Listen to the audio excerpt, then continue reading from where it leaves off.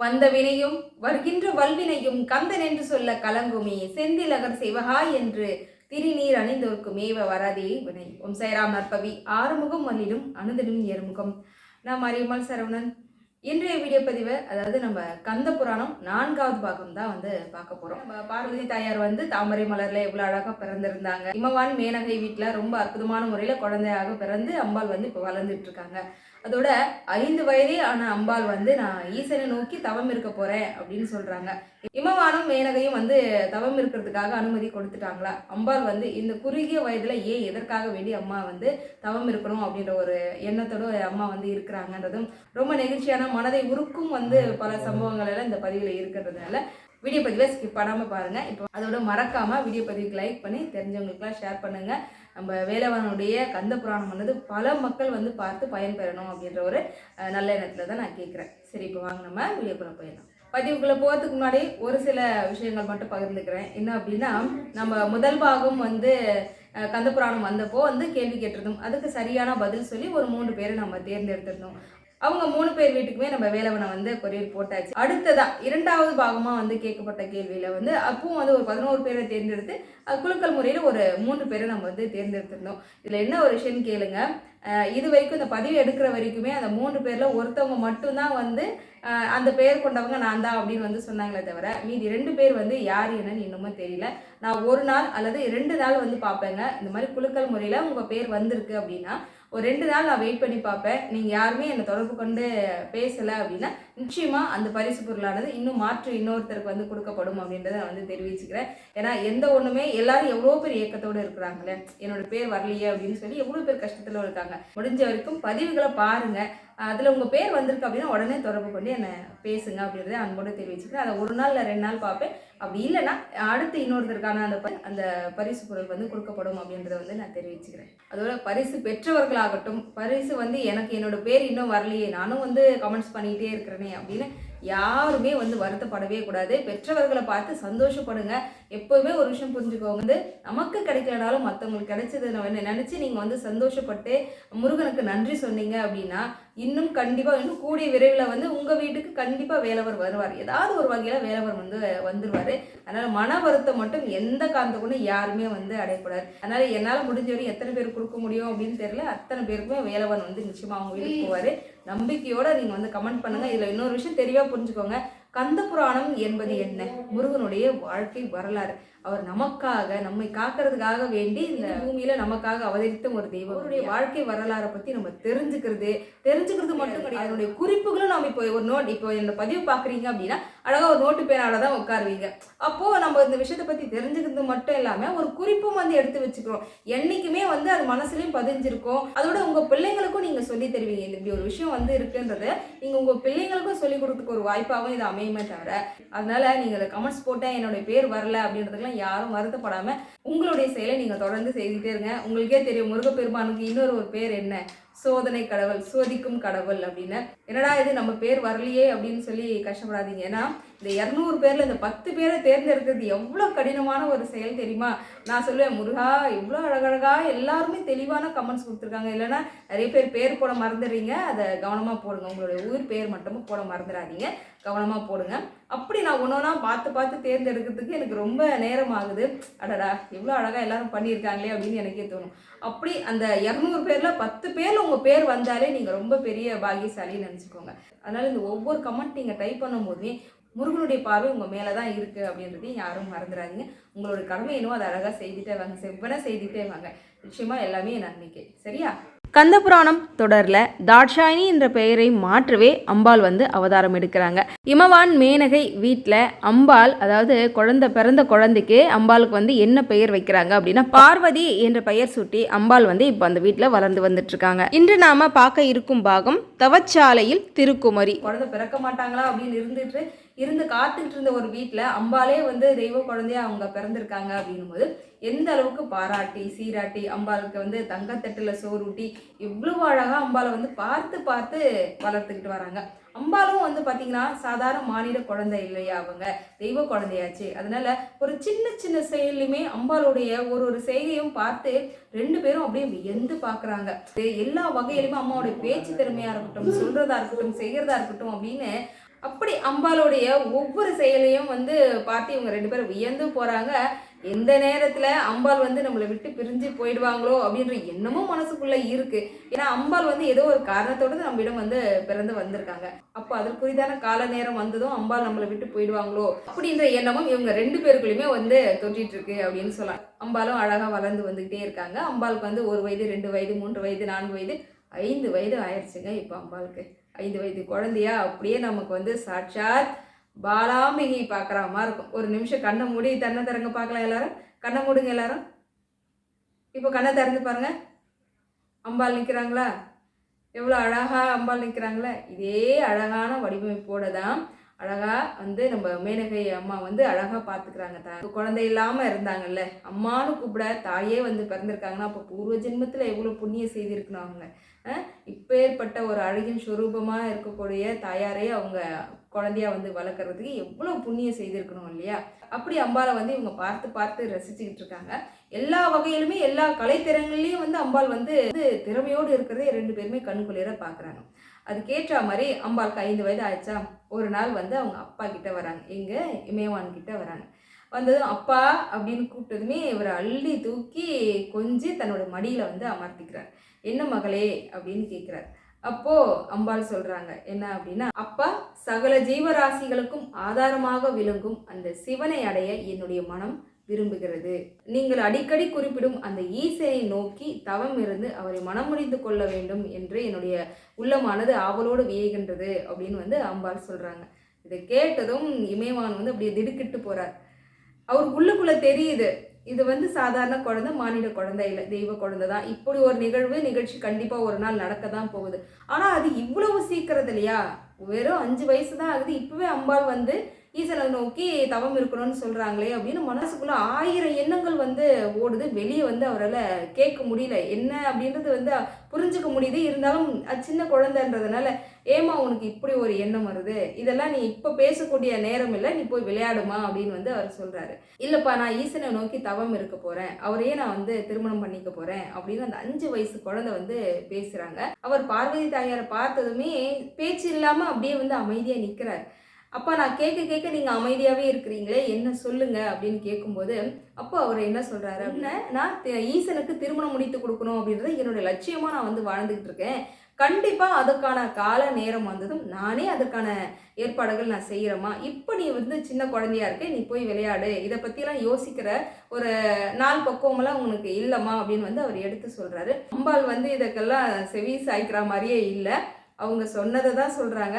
5 வயதாக இருந்தா என்ன, 50 வயதாக இருந்தானே, என்னுடைய நோக்கம் எல்லாமே வந்து இறைவனை நோக்கி தான் இருக்குது. அதனால நான் வந்து தவம் இருக்க போகிறேன் அப்படின்னு வந்து அம்பாள் சொல்கிறாங்க. அதுக்கு அவர் என்ன சொல்கிறாருன்னா, தவம் என்பது சும்மா சாதாரண விஷயம் இல்லைம்மா, நீ நம்முடைய மாட மாளிகையில் வந்து எல்லா விதமான சகல சௌகரியத்தோடு நீ வந்து வாழ்ந்துக்கிட்டு இருக்க. இப்போ தவம் என்பது என்ன, நான் வந்து சொல்லியிருக்கேன், முனிவர்கள்லாம் எப்படி இருப்பாங்க தவம் இருக்கிறது அப்படின்னும் போது பல இக்கட்டான சூழ்நிலைகளை அவங்க சந்திக்கணும். அதுவும் அந்த ஒரு வனத்தில் போய் அவங்க வந்து தன்னுடைய எல்லா வகையான சகல சௌகரியங்களையும் விட்டுட்டு காட்டில் போய் இறைவனை நோக்கி தவம் இருப்பாங்க. நீ சின்ன குழந்தையா இருக்கே, உன்னை எப்படி நான் அனுப்புவேன் அப்படின்னு வந்து அவர் வந்து சொல்கிறாரு. அதற்கு அம்பாள் வந்து சிரிச்சுக்கிட்டே சொல்கிறாங்களாம், அங்கே நான் தவம் இருக்க போகிறது யாருக்காக, ஈசனை நோக்கி. அங்கே எனக்கு ஏதேனும் துன்பம் நேரிட்டால் கவலைப்பட வேண்டியது யாரு, ஈசன் தானே, நீங்கள் ஏன்ப்பா கவலைப்படுறீங்க அப்படின்னு அம்மா சிரிச்சுக்கிட்டே சொல்கிறாங்க. ஆமாம், நாம் எல்லாமே கடவுளோட குழந்தைகள். நாம் நினச்சிக்கிறோம் நமக்கு ஒரு கஷ்டம்னா அது தெய்வத்துக்கிட்ட நம்ம போய் சொன்னாதான் தெய்வத்துக்கு தெரியும் அப்படின்னு. அப்படி கிடையாது. நமக்கு ஒரு துன்பம் வரும்போதே கண்டிப்பாக அந்த தெய்வம் அறிஞ்சு தான் இருப்பாங்க. அப்படி இருக்கும்போது அம்பாள் என்ன சொல்கிறாங்க, நான் வந்து தவம் இருக்க போகிறதே ஈசனை நோக்கி. அப்போ எனக்கு ஒரு கஷ்டம் வந்தால் அது அந்த ஈசனை தானே பாதிக்கும், அவருடைய பக்தி அல்லவா நான், அதனால அந்த கவலையெல்லாம் அவரை தான்ப்பா சார்ந்தது, உங்களுக்கு ஏன்ப்பா கவலை அப்படின்னு வந்து அம்பாள் சொல்கிறாங்க. இருந்தாலும் இவங்க 2 பேருக்குமான அந்த போராட்டமானது நீடிச்சுக்கிட்டே இருக்கு. அப்போ இறுதியாக வந்து அவர் சொல்கிறாரு, என்ன சொல்லியுமே வந்து அம்பாள் வந்து பிடி கொடுக்குற மாதிரியே இல்லை. அப்போ அவர் என்ன சொல்கிறாரு அப்படின்னா, சரிம்மா, உன்னுடைய விருப்பம் போலவே நீ வந்து தவம் இருக்கிறதுக்காக நீ போ, ஆனால் நான் வந்து உன்னை சாதாரணமாக விட்டுற முடியாது, நீ சின்ன குழந்தை, உனக்காக பணியாட்களை வந்து ஒரு 4 பேர் அனுப்புகிறேன், ஒரு குடில் வந்து ஒரு குடிசை போல் நான் வந்து உனக்கு காட்டில் வனாந்தரத்தில் வந்து நான் அமைச்சு கொடுக்குறேன், அதில் இருந்தபடியே நீ வந்து தவத்தை மேற்கொள்ளு அப்படின்னு வந்து அவர் எல்லாமே சொல்கிறாரு. சரிப்பா, உங்களுடைய விருப்பப்படியே நீங்கள் செய்யுங்கன்னு அம்பாலாம் சரின்னு ஒத்துக்கிட்டாங்க. இப்போ இவர் வந்து சும்மா சாதாரணமாக அந்த வார்த்தையை சொல்ல பெருத்த மன கனத்தோட தான் அவர் அந்த வார்த்தையை சொல்றாரு.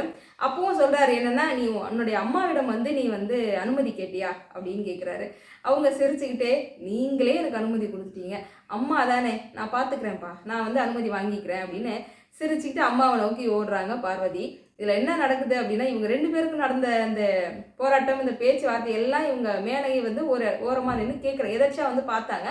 அதனால என்ன பண்ணாங்க, எல்லாமே அவங்களுக்கு தெரியும் என்ன நடந்தது, அப்பாவுக்கும் மகளுக்குமான ஒரு போராட்டம் என்ன நடந்ததுன்னா எல்லாமே அவங்களுக்கு தெரியும். அவங்களுக்கும் அவங்க அப்பா இவ்வளோ சொல்லியுமே கேட்காத புள்ள வந்து நம்ம சொல்லியா கேட்டுற போது அப்படின்றத அவங்களுமே வந்து அறிஞ்சுக்கிறாங்க. அதனால வந்து பார்வதி சொல்லக்கூடிய எல்லா விஷயத்தையும் கேட்டுக்கிட்டு, உன்னுடைய எண்ணப்படியே நீ வந்து செய்மா, உன்னுடைய விருப்பம் அப்படின்னு வந்து மேனையும் வந்து சொல்லிடுறாங்க. ஆனால் அந்த வார்த்தை சொல்லும்போது கண் கலங்கி மனம் வந்து மிகப்பெரிய ஒரு பாரத்தோட குழந்தைய வந்து கட்டி அணைச்சபடி தான் அம்பாள் வந்து பிரியா விடைபெறுற மாதிரி அம்பாள் வந்து ஒரு வார்த்தையாக கொடுக்குறா. சரிம்மா, உன்னுடைய விருப்பப்படியே நீ வந்து தவம் இருக்கிறதுக்கு மேற்கொள் போ அப்படின்னு வந்து அந்த அப்படின்ற வார்த்தையை வந்து மேனகை கண் கலங்கியபடியே வந்து சொல்கிறாங்க.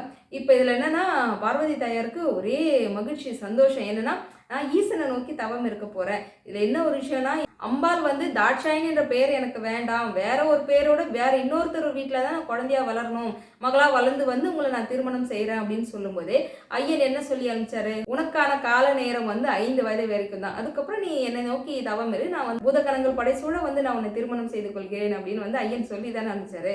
அதனால அம்பாளுக்கு வந்து ஒரே சந்தோஷம். இவ்வளோ நாள் அம்பாள் வந்து ஐயனை பிரிஞ்சிருந்தது பெரிய விஷயம். அதனால வந்து ஒரே கூடுதல் மகிழ்ச்சி சந்தோஷத்தோட அம்பாள் வந்து இப்போ 5 வயது பிள்ளையா வந்து என்ன பண்ணுறாங்க, தவம் இருக்கிறதுக்கு காட்டுக்கு போகிறதுக்காக ஏற்பாடுகள் நடக்குது.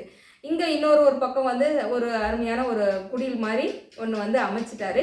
ஒரு 4 பணிப்பெண்களையும் வந்து அந்த காட்டு வனாந்தரத்தில் வந்து அந்த இடத்துல வந்து அமைச்சிட்டாரு.